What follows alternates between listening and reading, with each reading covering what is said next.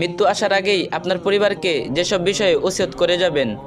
1. আমার মৃত্যুর সংবাদ শুনলে ইন্না লিল্লাহি ওয়া ইন্না ইলাইহি রাজিউন পড়বেন। 2. আমার মৃত্যুকে অকাল মৃত্যু বলবেন না, কারণ আমি আমার নির্ধারিত রিজিক ভোগ করে ফেলেছি।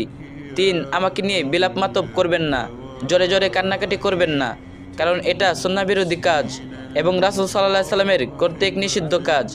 4. আমার মৃত্যুতে 40 কুলখানি মিলাদ করবেন না, কারণ এটা স্পষ্ট বেদাত। 5. যারা আমার মৃত্যুর সংবাদ শুনবেন তারা অবশ্যই আমার জানাজায় অংশগ্রহণ করার চেষ্টা করবেন। 6. আমার লাশ মাহরাম ছাড়া অন্য কাউকে দেখাবেন না। 7. আমার লাশকে সুন্দরভাবে বিশ্বস্ত মানুষ দ্বারা গোসল করানোর ব্যবস্থা করবেন। 8. লাশ দাফনে ইসলামিক রীতিনীতি অবলম্বন করবেন, সমাজের নয়। 9. আমাকে কবরস্থ করার পর কিছুক্ষণ সেখানেই থাকবেন আর পড়বেন আল্লাহুম্মা সাব্বিতহু, আল্লাহুম্মা সাব্বিতহু। আমার কবরের আযাব লাঘবের জন্য এবং মুনকার নাকিরের প্রশ্নের উত্তর যেন দিতে পারি সেই দোয়া করবেন, আল্লাহুম্মা সাব্বিতহু আলাল ঈমান। 10. আমার হয়ে দান সদকা করবেন। আমার সদকা জারিয়া চালু থাকলে সেটার খবর নেবেন, সেগুলোকে সমুন্নত করার চেষ্টা করবেন।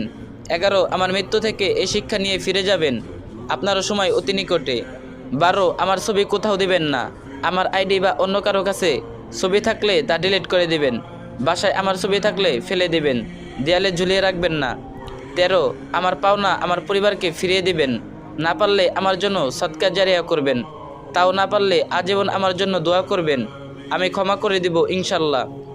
14. আপনি আমার কাছে কিছু পেয়ে থাকলে আমার জীবিত অবস্থায় আমার কাছে চেয়ে নেবেন, আর যদি মরে যাই পরিবারের কাছে চাইবেন। পরিবারের লোকদের বলবো আপনারা তাদের পাওনা দয়া করে দিয়ে দিবেন, আর পরিবার না দিলে আল্লাহর জন্য আমাকে ক্ষমা করে দিবেন, এতে আল্লাহ আপনাকেও ক্ষমা করবেন। 15. আমার জন্য বেশি বেশি দোয়া করবেন, আমার নামে গীবত করবেন না, কারণ আমি আল্লাহর স্থানে পৌঁছে গেছি। আল্লাহর কাছে আকুলতা, আল্লাহ যেন